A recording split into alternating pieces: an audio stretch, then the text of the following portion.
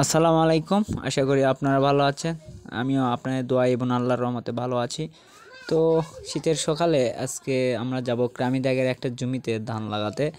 আর আপনারা দেখতে পাচ্ছেন চারদিকে শুধু কুয়াশা আর কুয়াশা, আবার শীতের সকাল, এই সময় প্রচুর ঠান্ডা। দেখতে পাচ্ছেন আমার কিছু লোক রয়েছিল যে পাতারে, দেখতে পাচ্ছেন কি ঠান্ডা। আসলে কৃষকদের ঠান্ডা উপেক্ষা করতে হয়, কারণ ঠান্ডা তো আপনার কাজ করতে হবে।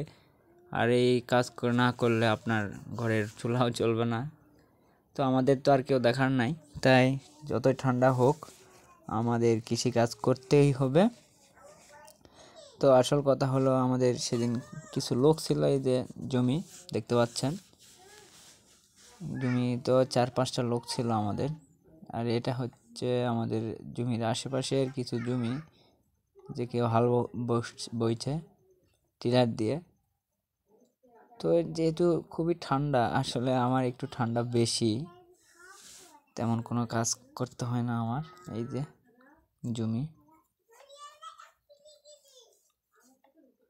তাছাড়া আরও সবাই ধান লাগাইতেছিল জমিতে। জমির আশেপাশে খুবই অবস্থা খারাপ। আবার অনেকে ধান লাগাইছে, কারণ আমরা যখন ধান লাগাইছিলাম আশেপাশে সবাই ধান লাগাইছে, আমাদের দুটাই হচ্ছে জমি ফাঁকা ছিল, আর মাঝখানে ড্রেন, এটা আরেকজনের জমি। এখানে আমাদের 25 কাঠা একটা জমি রয়েছে। সেই 25 কাঠা জমিতে আমরা সম্ভবত লম্বা জিরা ধান লাগাইছি। আসলে ধানগুলো খুব ভালোই হয়েছে। তারপর দেখাবো আপনাদের, এই যে 2জন আদিবাসী, এগুলো না থাকলে আমাদের কৃষকদের দুঃখ কষ্টকে দেখতো না। এখন এখন আমি নিয়ে যাচ্ছি ভাত। আসলে আমার এই বিলে মানুষ থাকলে আমার মূল কাজ হচ্ছে ভাত খাওয়ানো, সকালে বিকেলে।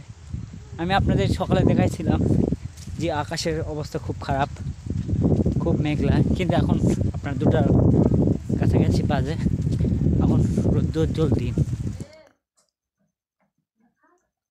তো মানুষজনের জন্য ভাত নিয়ে আসলাম। দেখলাম যে অনেক অংশ লাগাই ফেলছে, আর একটু বাকি রয়েছে। তো তাদের বললাম যে ভাত খাওয়ার পর আপনারা লাগান। তো